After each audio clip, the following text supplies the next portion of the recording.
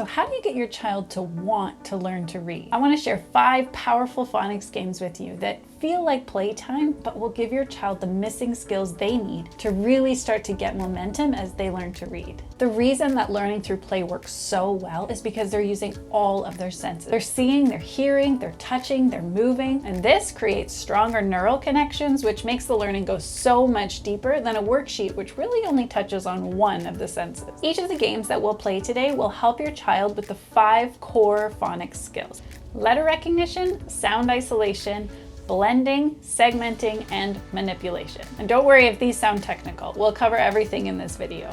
Let's start with Sound Safari, which covers letter identification by sound, which is actually a more important skill than your child knowing the letter by name. And here's what you'll need: sticky notes and a marker.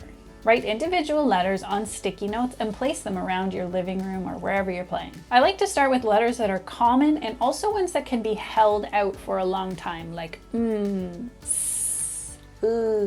ah. If your child's brand new to this, just start with about 2 letters that you've already introduced. Now here's the fun part. You'll get your child to go hunt for a letter by sound. So you might say, find the sound somewhere in this room. When they go find the M, they'll bring it over, and then you'll go for a hunt and try to find 3 objects around your house that start with that sound. Game number 2, rhyme time movement. This is great if your child is one of those children that just can't sit still. Here's how it works. Start by establishing a movement of some kind for each sound family. So maybe for the at family, you would say jumping. You're going to say a beginning sound followed with an at, like k, at, or at. If the word makes a real word when they blended it together, they're going to jump. But if it doesn't make a word, like say you said at, then they would freeze. So your child's not only working on blending by ear, but they're also paying attention to whether words are making sense or not. Now for the game that uses an unexpected household item to teach blending. It's a simple paper clip, and this is how you can use it to teach blending. Take a strip of paper or cardboard and write a simple word on it that you want your child to learn to blend. For example, cat. Have your child attach the paper clip and say each individual sound separately. K, ah, t. Now they're going to slide the paper clip, and as soon as the paper clip gets over the next letter, that's when they're going to change their sound. You're trying to encourage continuous blending rather than choppy blending with choppy sound. So they would say cat. And as soon as that paper clip gets over top, they change their sound. Now, alternatively, if you have a Cars enthusiast on your hands, maybe you want to take a Hot Wheels car and drive it across the sounds as blend as they go across. Cat.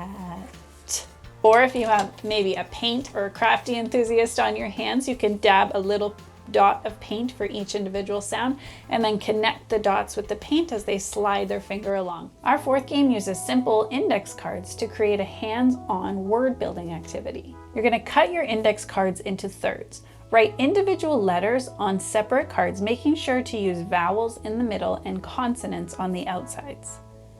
Have your child read the first word and then flip just 1 card to make a whole new word. So cat might become hat, and then hot, and then dot. And there will definitely be some nonsense words as your child flips random cards, but lean into that. There's actually a lot of value in a child learning to read nonsense words because it trains their brain to read right to the end of the word rather than creating that habit where they guess after just the first letter or even 2 letters. Our final game takes these phonics skills to the next level. This one targets sound manipulation, one of the most advanced skills in phonemic awareness. I like to use Magna-Tiles for this activity, but you can use anything that kind of clicks together. So first you're going to say a simple word and have your child segment or break apart the sounds into how many sounds that word has. So for example, if we were doing cat again, your child would say k, ah, t.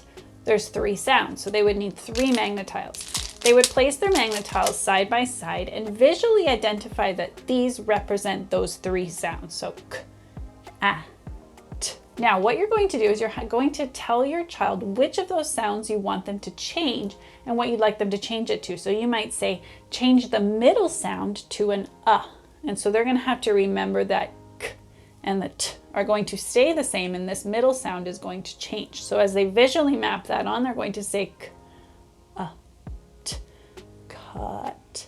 and this is all happening inside of their brains. These phonics games are powerful, and if you want to take your child's journey even deeper with learning to read, I encourage you to check out my Reading Rescue Blueprint program.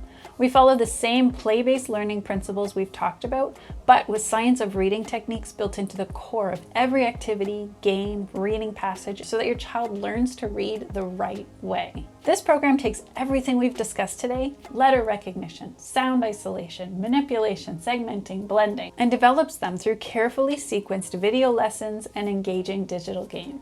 Just head to readingrescueblueprint.com or check out the link in the description below and get started with your child. They'll get to choose their own character and get started on workout 1 right away. Remember, teaching reading doesn't have to be stressful or complicated. And if you got value out of today's video, be sure to hit that subscribe button so you don't lose us in this big wide world of YouTube. And drop me a comment. Let me know which game you're most excited to try out with your child and how it goes. And I'll see you in the next video for more tips for your child to read, succeed, and totally flourish.